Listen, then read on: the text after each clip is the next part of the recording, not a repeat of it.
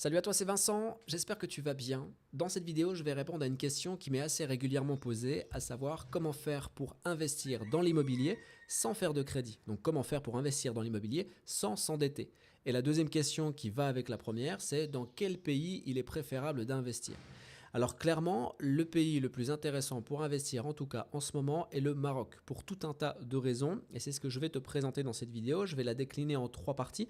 Dans la première partie, je vais t'expliquer pourquoi c'est intéressant d'investir dans le Maroc. Dans la deuxième partie, je vais t'expliquer où investir dans le Maroc, là où c'est à mon sens le plus intéressant. Et enfin, troisième et dernière partie de cette vidéo, je vais t'expliquer comment faire pour investir au Maroc, comment faire pour investir sans faire de crédit. Alors avant d'aller plus loin, je vais ouvrir une petite parenthèse pour expliquer quelque chose que j'ai déjà expliqué dans plusieurs vidéos, mais c'est très important, donc j'insiste sur ce point. À mon sens, et c'est mon avis personnel, l'investissement dans l'immobilier est une finalité en soi. Ça ne devrait pas être un point de départ, ça ne devrait pas être le début pour pouvoir créer un business, pour pouvoir générer un revenu.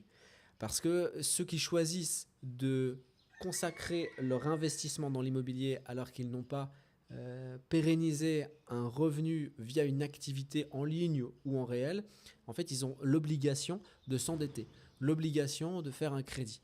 Alors chacun fait ce qu'il a envie. Personnellement, moi je ne recommande pas ce point-là. Je recommande une indépendance totale. En tout cas, on n'est jamais indépendant totalement. On a toujours une forme de dépendance à quelque chose, à une institution ou à quelqu'un. Mais en tout cas, on essaye de faire le moindre mal, de faire le moins pire. Et donc, il y a des solutions qui existent pour ne pas s'endetter, pour ne pas faire de crédit. Parce que je le rappelle, si demain tu fais un crédit, bien évidemment, tu es complètement dépendant des banques et le bien que tu as acheté dépend aussi de la manière dont tu vas rembourser ton bien. Ça, c'est mon avis personnel et donc je préconise toujours de débuter par la création de revenus, que ce soit en ligne ou hors ligne ou en réel. J'aime bien tout ce qui est en ligne et moi c'est ce que j'ai choisi parce qu'il y a une possibilité d'automatiser les revenus et donc d'avoir du revenu passif. C'est pour ça d'ailleurs que j'ai créé une plateforme qui s'appelle Ubili, une plateforme qui te permet de créer ton propre réseau de blogs, un réseau de blogs qui peut contenir jusqu'à 10 blogs maximum, avec un système de monétisation complètement innovant qui te permet de générer du revenu même si tu n'as pas de trafic. Si tu veux savoir exactement quelle est cette activité, comment toi aussi tu peux la mettre en place pour générer des revenus passifs sur Internet, alors clique sur le premier lien que tu vas trouver en description de cette vidéo, inscris-toi.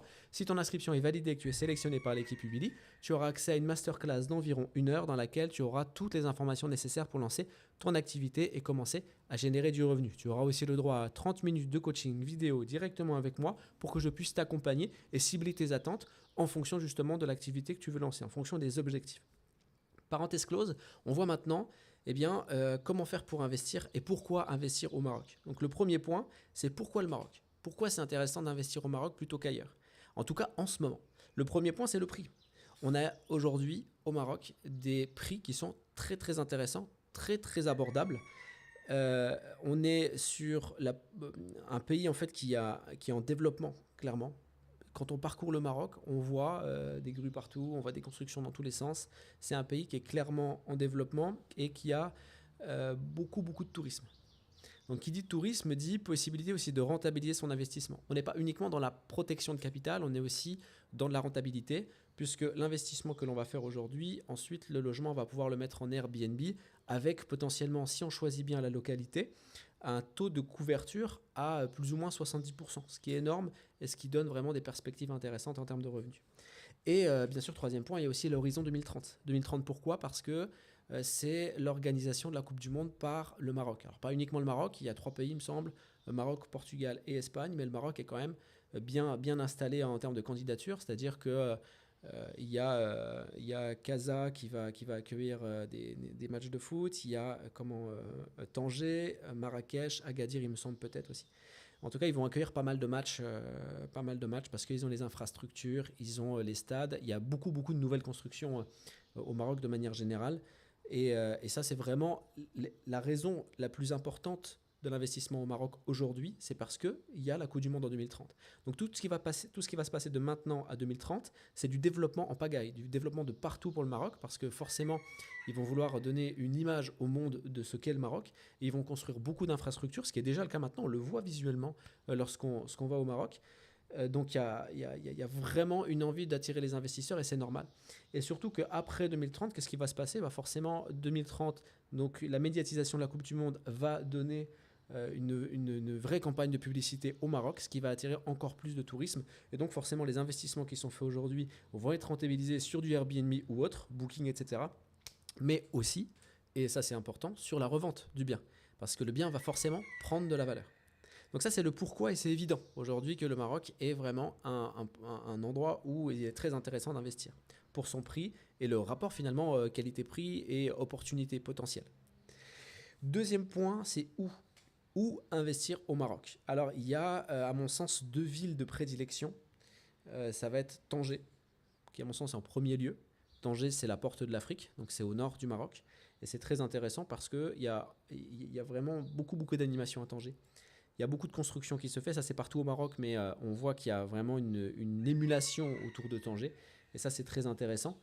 Le pouvoir d'achat au Maroc, enfin pas le pouvoir d'achat, mais les prix sont vraiment très intéressants aussi. Dans les grandes villes c'est toujours un peu plus cher, mais on paye moins cher quand même tout ce qui va être fruits, légumes, alimentation, tout ça. Donc ça c'est très intéressant. Donc il y a Tanger qui est à mon avis le premier investissement possible et intéressant. Ensuite il va y avoir Marrakech. Et pour toutes les raisons qu'on connaît, parce que Marrakech, c'est du tourisme toute l'année, donc toute couverture aussi qui est à 70%, voire plus. Tanger, c'est à peu près pareil. Et après, il y a des villes qui sont un peu plus secondaires, type Agadir, Tétouan, Martil, Chefchaouen, etc. N'hésite pas à regarder la vidéo à nouveau si tu veux réentendre ces villes-là. Mais en tout cas, moi, ce que je préconise au départ, c'est Tanger, Marrakech. Ensuite, comment investir? Et c'est là que ce dernier point de vidéo va être intéressant, puisqu'on va voir comment faire pour pouvoir investir sans faire de crédit, donc sans s'endetter. Le premier point, c'est qu'on va pouvoir faire de la... Enfin, le point le plus important plutôt, c'est que le Maroc est ouvert à ce qu'on appelle l'achat-location. Ça veut dire que l'offre que tu vas trouver, si le logement t'intéresse et que tu veux l'acheter, tu vas avoir la possibilité de négocier avec le propriétaire pour fournir un capital de départ ou non, en fonction de l'accord qui peut être trouvé, et de faire de la location-vente en fait. C'est-à-dire que, admettons, si le bien il coûte 30 000 euros et tu te dis ok moi j'accepte d'acheter le bien mais à hauteur de 500 euros par mois jusqu'à épongement total de la dette, et tu peux t'arranger pour qu'il n'y ait pas d'intérêt justement sur ce montant là. Alors il faut bien sûr négocier avec avec le vendeur, voir si tu peux apporter un capital de départ et du coup ce système d'achat-vente est possible au Maroc. Alors c'est quelque chose qui est encadré bien sûr, c'est-à-dire que c'est devant notaire, le contrat doit être établi et ça peut se mettre en place. Et ça permet justement d'investir sans avoir besoin de crédit. Alors, pour rechercher des appartements au Maroc, c'est assez simple. Il y a 2 sites qui sont vraiment très, on va dire, l'équivalent du Bon Coin en France. Il va y avoir Avito, A-V-I-T-O, et Mubawab, M-U-B-A-W-A-B. Donc ces 2 sites-là sont très intéressants parce qu'il y a tout un tas d'offres possibles et on voit des prix qui sont très très intéressants. Après, deuxième possibilité, c'est de se rendre sur place. Et comme j'ai dit, il y a beaucoup de constructions qui se font, beaucoup de lotissements, beaucoup de neufs. Alors il y a la possibilité d'acheter sur plan, mais ça c'est jamais recommandé parce que ça dépend. C'est un petit peu la roulette russe, hein, c'est un petit peu au bonheur la chance. C'est bien aussi d'avoir un logement qui a au moins, on va dire, une dizaine d'années, entre 5 et 10 ans, parce qu'on voit un petit peu tout de suite les failles qu'il peut y avoir lorsqu'on fait la visite, parce qu'il y a des infiltrations d'eau, des choses comme ça, donc c'est bien d'avoir un petit peu de recul. Donc je disais, il faut aller sur place, et en fait, au pied, à l'entrée de chaque lotissement, qui est en construction et qui est déjà construit, il y a des bureaux de vente. Donc il suffit d'aller sur place et de leur dire, voilà, moi je suis intéressé pour des achats d'appartements de tel ou tel critère, et tout de suite, ils vous font la visite. Tout de suite, ils font la visite des appartements qui sont possibles pour vous en fonction des critères que vous avez donnés. Et donc après, on rentre dans la négociation. C'est plus simple qu'en France en réalité. Donc voilà, pour répondre à la question qui me posait, le pays qui me semble le plus approprié aujourd'hui pour investir en termes de rentabilité est le Maroc, en tout cas pour le moment. Et donc il y a la possibilité d'investir sans faire de crédit puisque le Maroc permet donc l'achat-location, donc le fait de fournir un capital au départ ou non et de négocier avec le propriétaire pour un paiement en plusieurs fois sur une période qu'on va définir dans un contrat avec le propriétaire. Donc voilà, comme j'ai expliqué, de toute façon, les investissements, l'achat en immobilier, c'est une finalité. Il le faut à mon sens, que ce ne soit pas le point de départ d'une recherche d'indépendance financière. C'est un projet qu'on doit avoir en tête, mais le point de départ d'une recherche d'indépendance financière est pour moi la construction d'un business stable, que ce soit en réel ou sur Internet. Je préconise toujours Internet parce qu'il y a un potentiel qui est énorme. Aujourd'hui, on est dans l'ère où les achats sur Internet se font de plus en plus et il y a tout un tas de possibilités qui existent pour gagner de l'argent sur Internet. Ça permet, plus le temps passe, d'avoir vraiment des choses qui sont automatisées et d'augmenter nos revenus et de pouvoir ensuite, entre guillemets, avoir la possibilité d'investir le surplus dans des achats immobiliers et donc d'augmenter, de protéger son argent et aussi d'augmenter la rentabilité. Voilà, dans tous les cas, l'indépendance financière, elle est beaucoup plus facile que tu l'imagines. Il faut juste rechercher les bonnes solutions. C'est pour cette raison qu'on a créé la plateforme Ubili.